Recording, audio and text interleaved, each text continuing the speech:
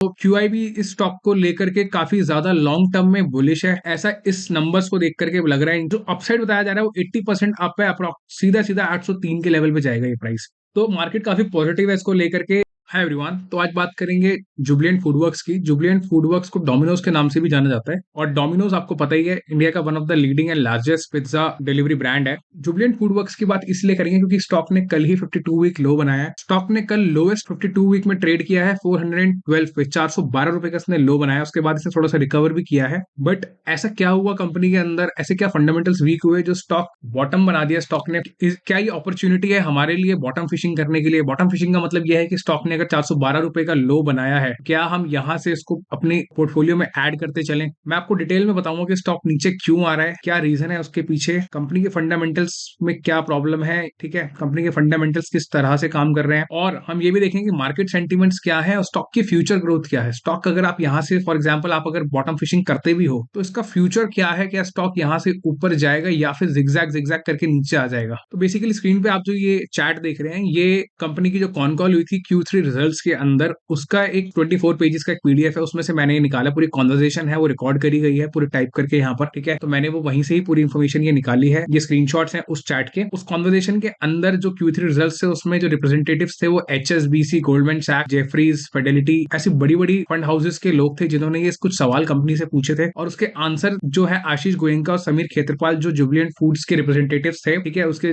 MD और chairman जो है, उन्होंने वो आंसर किए हैं। और वो आंसर्स क्या है मैं आपको नेट नेट बता देता हूँ। सबसे पहला जो जो सवाल था वो यही पूछा गया था कि कंपनी के मार्जिन जो है वो लो हो रहे हैं, तो क्या कंपनी प्राइस बढ़ाने का सोच रही है क्योंकि कंपनी के प्रॉफिट्स नीचे आ रहे हैं? तो आशीष गोयनका का कहना यह है कि अभी जो इन्फ्लेशन है वो डिकेडल हाई पर है कंपनी के लिए। मतलब जो इनके जो मेन प्रोडक्ट हैं जैसे कि चीज हो गया या फिर जो मैदा हो गया, उसके प्राइसेस 10 साल में सबसे ज्यादा हाई इनको अभी फेस करने पड़ रहे हैं। साल में 2 बार मिल्क के प्राइसेस इंक्रीज हो चुके हैं, और कंपनी ने कुछ स्टेट्स के अंदर मिनिमम वेजेस भी इंक्रीज करी है। फोर्थ रीजन कंपनी ने बताया, कंपनी कोशिश कर रही है कि वो कंपनी वॉल्यूम्स पे फोकस करेगी और वेस्टेजेस को रिड्यूस करेगी। वॉल्यूम पे फोकस करने का मतलब यह है कि कंपनी प्राइसेस तो इंक्रीज नहीं करेगी, लेकिन कंपनी वेट करेगी जब तक इन्फ्लेशन थोड़ा सा कंट्रोल में आ जाए और इनके जो मार्जिन है वो थोड़े से जो है बेटर हो जाए। तो जैसे इन्फ्लेशन थोड़ा सा सॉफ्ट होगा तो प्राइसेस जो है इनके रॉ मटेरियल के नीचे आएंगे और कंपनी के जो एबिटा मार्जिन है वो इंप्रूव होंगे। तो उसमें मेन रीजन मैंने आपको बता दिए, वो इन्फ्लेशन है और इनके रॉ मटेरियल की प्राइस जो है वो इंक्रीज कर रही है। और अगर कंपनी के ग्रोथ पर्सपेक्टिव की बात करें तो फंड हाउसेस के जो क्वेश्चन लिए गए थे उसमें से कंपनी ने आंसर ये बताए हैं कि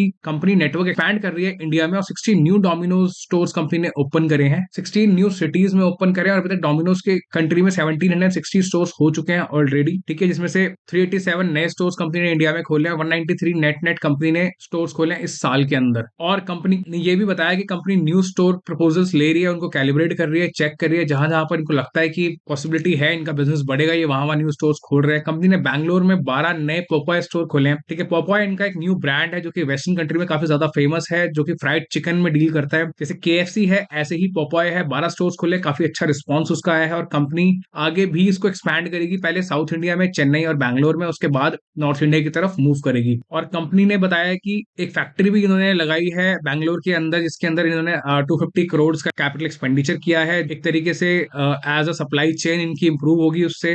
कंपनी हॉन्क्स किचन में डील कर रही है। हॉन्क्स किचन बेसिकली एक चाइनीज ब्रांड है इनका, ठीक है, जो इतना फेमस नहीं है लेकिन ग्रेजुअली ग्रो कर रहा है। कंपनी के बाद डंकिन डोनट्स भी है। डंकिन डोनट्स में आपको पता ही है इनकी कॉफी बड़ी फेमस है, और इनके डोनट्स तो इंडिया में हर कोई जानता है। नेट नेट में आपको ये बताना चाहूंगा, इनका मेन जो फोकस है वो स्टोर्स को एक्सपैंड करने में है, क्योंकि कंपनी को लगता है कि अभी ग्रोथ का अच्छी अपॉर्चुनिटी है इंडिया में। फूड की जो एक डिमांड है वो बढ़ रही है, कंपनी अभी और नए स्टोर्स ओपन कर रही है। और इसमें आशीष गोयनका का कहना यह है कि कंपनी 650 से लेकर 700 करोड़ तक का कैपेक्स कर रही है, जो कि आगे जाकर के 900 करोड़ तक का हो जाएगा। कंपनी ये कैपेक्स कर रही है ताकि कंपनी अपनी कैपेसिटी को बढ़ा सके और अपने स्टोर्स की रीब्रांडिंग और री इमेजिंग कर सके। जो इनके स्टोर्स आज से 7 साल 8 साल 10 साल पुराने हैं, आपने देखा होगा थोड़े से पुराने हो गए हैं, तो कंपनी उसका फर्नीचर, उसका लुक थोड़ा थोड़ा फ्रेश करेगी ताकि कस्टमर्स के लिए एक अच्छा एक्सपीरियंस रहे। कस्टमर्स जो आते हैं वो बर्थडे सेलिब्रेशंस करते हैं, पार्टीज करते हैं, गेट टुगेदर्स करते हैं, तो कंपनी का यही कहना है कि कंपनी अपनी री इमेजिंग करेगी और न्यू स्टोर्स तो खोल ही रही है अलग अलग लोकेशंस में। न्यू ब्रांड्स लेकर के आ रही है, पॉपॉय लेके आ रही है, हैंग लेकर के आ रही है जो इनका चाइनीज ब्रांड है। कंपनी उसमें इन्वेस्ट कर रही है। कंपनी इंटरनेशनली श्रीलंका और बांग्लादेश में अपने न्यू स्टोर्स ओपन कर चुकी है और वहां पर भी काफी तेजी से अपने स्टोर्स खोल रही है। 47 स्टोर्स इनके श्रीलंका में है और इन्होंने कुछ स्टोर्स बांग्लादेश में भी ओपन करे हैं। कंपनी वहां पर भी अपने डिलीवरी सिस्टम को इंप्रूव कर रही है, एनहांस कर रही है। डोमिनोज फेमस था अपने 30 मिनट डिलीवरी के लिए। अगर 30 मिनट्स में नहीं आया तो पिज्जा फ्री, जो 30 मिनट में कंपनी डिलीवर कर रही थी, कंपनी अब उसको 20 मिनट्स में डिलीवरी को इंप्रूव कर रही है क्योंकि स्विगी जोमेटो से काफी अच्छा कॉम्पिटिशन है इनको। और कंपनी के मैनेजमेंट का कहना है कि वो 500 कस्टमर्स से मिले हैं 1200 स्टोर्स पे जाकर के और उनका फीडबैक लिया, उनसे जाना है कि एक्चुअली में क्या क्या ऐसी चीजें हैं जो वो चाहते हैं कि डोमिनोज को इंप्रूव करनी चाहिए। तो जो फीडबैक इनको मिला है कंपनी उसके ऊपर काम कर रही है। कंपनी मूविंग ट्रेन में भी पिज्जा डिलीवरी कर रही है। कंपनी के ग्रोथ के एंगल से देखा जाए तो कंपनी काफी सारे एरियाज में काम कर रही है, इंटरनेशनली काम कर रही है, कैपिटल एक्सपेंडिचर्स कर रही है, रीब्रांडिंग कर रही है, री इमेजिंग कर रही है अपने करेंट स्टोर्स की, ठीक है, अलग अलग आइडियाज ट्राई कर रही है, डिलीवरी के अंदर इंप्रूवमेंट ला रही है, कस्टमर से फीडबैक ले रही है। तो ओवरऑल काफी पॉजिटिव है ये। कंपनी के अगर नंबर्स की बात करें तो कंपनी के अगर आप ग्रॉस मार्जिन देखेंगे तो ग्रॉस मार्जिन में कंपनी का अच्छा खासा डिप आया है, ठीक है। जो ग्रॉस मार्जिन 77.2% के ऊपर था वो ड्रॉप होकर के यहाँ से 75 के ऊपर आ गया। तो लगभग लगभग 2% के आसपास का इनका ड्रॉप है, ठीक है। इनके एबिटा मार्जिन आप देखेंगे अच्छा खासा यहाँ से ग्रो कर रहे थे, 26% पे आ गए थे, बट वापस अब 22% पे आ गया। प्रॉफिट आफ्टर टैक्स भी कंपनी का आप देखेंगे 11% से 11.5% पे चला गया था इंक्रीज होते होते, बट वो भी 6.7% पे आ गया इस क्वार्टर के अंदर। तो ओवरऑल नेट नेट कंपनी का यही कहना है कि जो इनके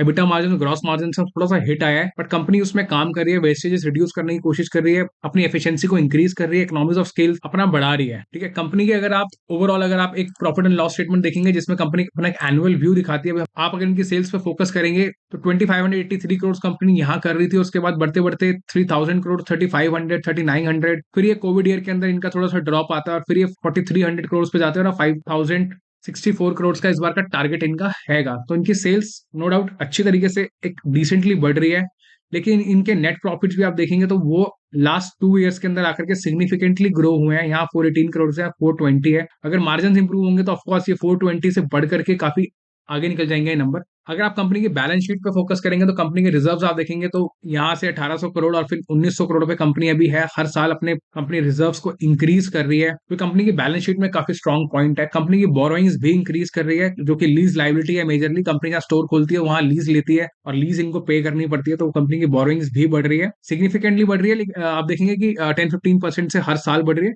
बट हाँ बढ़ रही है। अगर आप कंपनी का ओवरऑल पोर्टफोलियो देखेंगे तो 1760 स्टोर तो इनके डोमिनोज के हैं ही, बाकी इन्होंने 12 पोपॉइज के ऐड करे, 24 डंकिन डोनट्स में ऐड करें, 12 स्टोर्स इनके हॉन्ग्स किचन में है और 6 एकदम एक इनका बिरयानी ब्रांड है उसके हैं। तो अगर आप ओवरऑल देखेंगे इंडिया में कंपनी के 1814 स्टोर्स हैं, बांग्लादेश और श्रीलंका में लाएंगे तो 60 स्टोर्स और ज्यादा है। कंपनी की जो ग्रोथ लेवल है वो काफी अच्छे पैटर्न से ऊपर जा रहा है और कंपनी के रेवेन्यू जैसे मैंने आपको दिखाया, इनके जो बैलेंस शीट में दिख रहा है और जो इनके पीएनएल में दिख रहा है, इनके रेवेन्यूज भी ग्रो कर रहे हैं। और अगर आप इनके ये जो कंपनी में बताया कि 250 करोड़ का कंपनी कैपिटल एक्सपेंडिचर कर रही है, उसमें कंपनी एक अपकमिंग फूड टेक पार्क बना रही है जो इनकी सप्लाई चेन को एनहांस करेगा, जिसमें कंपनी 250 करोड़ खर्च कर रही है। सबसे इंपॉर्टेंट आगे आते हैं कि कंपनी का टेक्निकल फैक्टर्स क्या कहते हैं, ठीक है। कंपनी के जो अभी तक के जो हमने नंबर्स देखे काफी अच्छे रहे हैं इनकी ग्रोथ पर्सपेक्टिव से, लेकिन कंपनी के टेक्निकल्स क्या कहते हैं वो सबसे ज्यादा इंपॉर्टेंट है। अगर कंपनी का चार्ट देखेंगे तो यहाँ पे आप नोटिस करेंगे कि कंपनी ने एक ऑल टाइम हाई बनाया था जो कि अक्टूबर मंथ के अंदर अप्रोक्सीमेटली 900 के लेवल्स पे इसने हाई बनाया था। उसके बाद स्टॉक नीचे आता गया और नीचे आता गया, इसने फिर लास्ट ईयर एक बॉटम बनाया जून में जब बाजार बहुत बुरी तरीके से गिरा था, 450 के लेवल्स पे कहीं इसने वो बॉटम बनाया। उसके बाद इसने दोबारा से बाउंस बैक किया और इसने यहाँ पे टॉप बनाया अप्रोक्सीमेटली 650 के लेवल्स पे, और वापस से आप देखेंगे स्टॉक नीचे आ रहा है और इसने कल एक 52 वीक लो बनाया 412 का, 412 का इसने बॉटम बनाया कल फिर से एक। उसके बाद में ये प्राइस थोड़ा सा मूव कर रहा है ऊपर की तरफ। अगर आप इसके आरएसआई के लेवल देखेंगे तो आरएसआई पहले यहाँ पर कहीं पे ओवरसोल्ड हुआ, फिर इसने बाउंस बैक किया और अभी प्राइस जो है 40 के लेवल पे वापस आ गया। कल बॉटम बनाने के बाद प्राइस वापस से ऊपर आया, ये थोड़ी स्ट्रेंथ प्राइस ने गेन करी है। ये जो बॉटम है क्या हमें यहाँ बाइंग करनी चाहिए? 412 का लेवल काफी अच्छा एक ल्यूक्रेटिव लेवल है, ठीक है, यहाँ पे बाय करने के लिए। वो इसलिए है क्योंकि ये कंपनी का 52 वीक लो है और अगर प्राइस यहाँ से भी नीचे आएगा तो अप्रोक्सीमेटली 395 के लेवल पे जाके दोबारा सपोर्ट लेगा, ठीक है। लास्ट ईयर भी अगर आप देखेंगे तो उसने यहाँ से बाउंस बैक किया था और मुझे लगता है प्राइस यहाँ से बॉटम आउट हो चुका है, यहाँ से बाउंस बैक लेगा ऐसा मुझे लगता है। और अगर दोबारा अगर मान लें अगर प्राइस नीचे आएगा अगर तो 400 के लेवल पे आएगा, उससे भी नीचे आएगा तो 460 के लेवल पे आएगा। तो अगर आप यहाँ बाइंग करना चाहते हैं तो आप स्टैगर्ड बाइंग कर सकते हैं, ठीक है। आप यहाँ कुछ क्वांटिटी ले सकते हैं, फिर अगर नीचे आए तो आप यहाँ ले सकते हैं दोबारा 400 के लेवल पर, फिर 360 के लेवल पे आप इसको एवरेज कर सकते हैं, ठीक है, क्योंकि प्राइस जो है वापस स्ट्रेंथ गेन कर रहा है।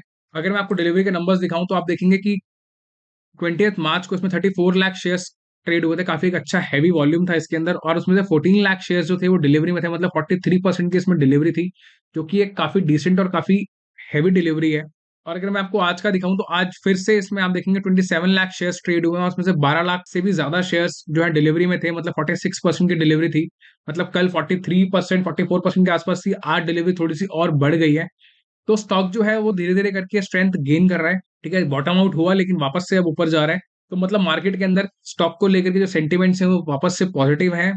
ठीक है, शॉर्ट टर्म इन्वेस्टर्स ने बेचा है, लेकिन जो लॉन्ग टर्म इन्वेस्टर्स हैं वो डिलीवरी ले रहे हैं और स्टॉक को होल्ड कर रहे हैं। और अगर आप मार्केट के अंदर एक्सपर्ट्स की राय लेंगे, जो इकोनॉमिक टाइम्स के जो एक्सपर्ट्स हैं जो अपना व्यू पॉइंट देते हैं, आप देखेंगे उनके अकॉर्डिंगली जो प्राइस है अभी करेंटली यहाँ पर अगर आप देखेंगे ट्रेड कर रहा है। आज इसकी क्लोजिंग 445 के लेवल्स पे हुई है, 412 का लो बनाया और 445 पे आज ये क्लोज हुआ है। ठीक है, मतलब काफी एक अच्छा इसमें अप मूव है। इसका बॉटम जो मैंने आपको बताया, अगर ये लो आएगा 350 के लेवल्स पे आएगा, 360 350 के लेवल्स पे अगर स्टॉक नीचे आता है तो सीधा 20% नीचे आएगा। अगर मार्केट और नीचे जाता है, सेंटिमेंट्स और नेगेटिव होते हैं, तो ये 350 के लेवल्स पे दिख सकता है आपको। तो मीडियन प्राइस बताया जा रहा है वो 543 का है, और जो अपसाइड बताया जा रहा है वो 80% अप है, अप्रोक्स सीधा सीधा 803 के लेवल पे जाएगा ये प्राइस। तो मार्केट काफी पॉजिटिव है इसको लेकर के। और अगर मैं आपको उसका शेयर होल्डिंग पैटर्न दिखाऊं, जो कि सबसे ज्यादा एक मुझे लगता है कि स्ट्रॉन्ग शेयर होल्डिंग पैटर्न है अभी तक जो मैंने देखा है। ठीक है, बहुत रेयरली किसी कंपनी में देखने को मिलता है। 48% की जो होल्डिंग है वो QIB के पास है, मतलब 26.77% FII के पास है, और 20.52% DII के पास है। मतलब 47% की जो होल्डिंग है वो QIB के पास है, जो कि एक काफी पॉजिटिव है। ठीक है, 41.94 शेयर्स प्रोमोटर्स के पास है, जिसमें से 1.66% जो है कंपनी ने प्लेज कर रखे हैं। प्रोमोटर्स ने प्लेज मतलब गिरवी रख के उस पर पैसा उठाया हुआ है। ठीक है, जो कि नंबर काफी कम है। ठीक है, मेरा काम है आपको सब चीज बताना। तो हाँ, 1.66% के शेयर्स इसमें प्लेज्ड है। नेट नेट मैं आपको ये कहना चाहूंगा कि जो QIB का जो कन्विक्शन है स्टॉक को लेकर के वो बहुत ही स्ट्रांग है। 47% की होल्डिंग इसमें रखना, और इसका मतलब ये है कि जो QIB इस स्टॉक को लेकर के काफी ज्यादा लॉन्ग टर्म में बुलिश है, ऐसा इस नंबर्स को देख करके लग रहा है, इनकी QIB की होल्डिंग्स को देख करके। आगे बढ़ते हैं, और अगर आप इसका पीयर टू पीयर कंपैरिजन करेंगे, पीयर टू पीयर कंपैरिजन में आप नोटिस करेंगे कि जो स्टॉक की पीई है वो काफी ज्यादा है। 68 की पीई पे स्टॉक अभी ट्रेड कर रहा है। आज की पीई शायद 67 के आसपास है। ठीक है, 67 68 अलग अलग उस पे। और दिवान इंटरनेशनल 58 पे है, जो पिज्जा हट की कंपनी है if I am right. Westlife की 100 है, सफायर की 60। तो इनका जो मीडियन है इस फूड मार्केट का QSR वर्ल्ड का वो 64.25 है, और ये स्टॉक 68 पे ट्रेड कर रहा है। तो पीई ज्यादा है, लेकिन अगर आप इंडस्ट्री पीई के हिसाब से देखेंगे तो मुझे लगता है कि फेयर है। थोड़ा सा पीई और नीचे आना चाहिए, कंपनी की प्रॉफिट्स बढ़ेंगे तो पीई थोड़ा सा नीचे आएगा। तो कंक्लूजन में आपको इतने सारे एनालिसिस के बाद में यही देना चाहूंगा कि जो मुझे लगता है मैं आपके साथ वो शेयर करूंगा। पॉजिटिव पॉइंट यही है कि कंपनी जो है काफी बड़ा कैपेक्स कर रही है। ठीक है, अपनी एक्सपेंशन को बढ़ा रही है, अपने स्टोर्स को रीब्रांडिंग कर रही है, री इमेजिंग कर रही है, कस्टमर से फीडबैक ले रही है, उस पर काम कर रही है। ठीक है, कंपनी न्यू न्यू स्टोर्स खोल रही है, न्यू न्यू ब्रांड्स लेकर के आ रही है। जैसे पोपो एक न्यू ब्रांड है, काफी अच्छा रिस्पॉन्स उसको मिल रहा है इंडिया के अंदर। ठीक है, डंकिन डोनट्स पे कंपनी काम कर रही है। इनका हैंग जो एक ब्रांड है उस पर कंपनी चाइनीज डिलीवरी में काम कर रही है। कंपनी 30 मिनट्स के बाद 20 मिनट डिलीवरी पे अब फोकस कर रही है। कंपनी चीजी रिवॉर्ड्स लेकर के आई है अपनी कस्टमर्स के लिए, मतलब रिवॉर्ड पॉइंट्स मिलते हैं अगर आप बाय करते हैं यहाँ से, तो उससे इनके कस्टमर्स जो है वो वापस से रिपीट होते हैं, होल्डिंग पावर बढ़ती है। कंपनी ट्रेन में डिलीवरी कर रही है, जो भी एक काफी स्ट्रॉन्ग पॉइंट है। अभी तक मैंने तो देखा नहीं कोई और ब्रांड अगर कर रहा हो ऐसा। कंपनी श्रीलंका और बांग्लादेश में एक्सपैंड कर रही है। कंपनी के प्रोमोटर्स के ऊपर ऐसी कोई भी नेगेटिव न्यूज मैंने पढ़ी नहीं, मैंने चेक करी न्यूज में, कुछ मुझे ऐसा मिला नहीं जो आपको बताने लायक हो। तो गवर्नेंस में कोई इशू नहीं है, प्रोमोटर्स का ट्रैक रिकॉर्ड काफी अच्छा है, प्रोमोटर्स काफी सिंसियरली काम कर रहे हैं। जो पूरी कॉन्वर्सेशन इनकी कॉन कॉल की जो मैंने पढ़ी है उसमें काफी कॉन्फिडेंस इनका मुझे मजबूत लगा। कंपनी के पास कैश रिजर्व्स हैं, कंपनी के जो इंस्टीट्यूशन इन्वेस्टर्स हैं उनका काफी अच्छा कन्विक्शन है कंपनी के ऊपर। नेगेटिव पॉइंट्स यही है कि कंपनी के मार्जिन्स अभी हिट हो रहे हैं, मार्जिन्स काफी इनके इम्पैक्ट हैं, जिसकी वजह से इनके प्रॉफिट्स जो है थोड़े से रिड्यूस हुए हैं। कंपनी के प्रोमोटर्स की 1.6% की होल्डिंग जो है वो प्लेज्ड है, और कंपनी की जो टॉप लाइन जो रेवेन्यू है वो बढ़ रहा है, लेकिन जो प्रॉफिट्स हैं वो स्लोली बढ़ रहे हैं। ठीक है, तो ग्रोथ है लेकिन स्लो ग्रोथ है अभी। और कंपनी का पीई जो है वो थोड़ा सा ज्यादा लगता है मेरे को लगता है लॉन्ग टर्म व्यू से स्टॉक काफी अच्छा परफॉर्म करेगा। शॉर्ट टर्म में ज्यादा अच्छा परफॉर्म ना कर पाए, क्योंकि कंपनी को अभी थोड़े से काफी ज्यादा हेडविंग्स मिल रहे हैं मार्केट में। लेकिन लॉन्ग टर्म व्यू के हिसाब से अगर आप इसको 5 साल 10 साल के लिए छोड़ देंगे तो ये स्टॉक वाकई में अच्छी परफॉर्मेंस देगा आपको, क्योंकि आगे के फूड इंडस्ट्री का जो ग्राफ है वो ऊपर ही जा रहा है। जो ट्रेंड है बाहर खाना खाने का और घर में डिलीवरी कराने का वो बढ़ रहा है धीरे धीरे करके। तो अगर आप इसमें पोजीशन बनाना चाहते हैं तो आप एक बार अपना एनालिसिस जरूर करें, और अगर आप इसमें पोजीशन बनाएं तो एक स्टैगर्ड बाइंग करें, धीरे धीरे इसमें पोजीशंस बनाएं अपने, और लॉन्ग टर्म के लिए पोजीशंस बनाएं, शॉर्ट टर्म के लिए ना बनाएं। क्योंकि शॉर्ट टर्म में हो सकता है स्टॉक और थोड़ा नीचे आ जाए तो आप इसमें पैनिक करके हो सकता है लॉस बुक करके बेच दें। तो आप लॉन्ग टर्म के लिए ही पोजीशंस बनाए, ऐसा मुझे लगता है। स्टॉक मजबूत है, कन्विक्शन अच्छी है मार्केट में। तो नेट नेट पूरा यही था जुबिलेंट फूड्स का एनालिसिस। अगर आपको ये एनालिसिस इन्फॉर्मेटिव लगा हो, आपको इसमें वैल्यूएबल इन्फॉर्मेशन मिली हो, तो प्लीज इस वीडियो को लाइक करें और मेरे चैनल को सब्सक्राइब करें। अगर आप आगे भी इस तरीके की वीडियोस देखना चाहते हैं तो मैं ऐसी वीडियोस और बनाता रहूंगा, तो आप मेरे चैनल को सब्सक्राइब कर सकते हैं। Thank you.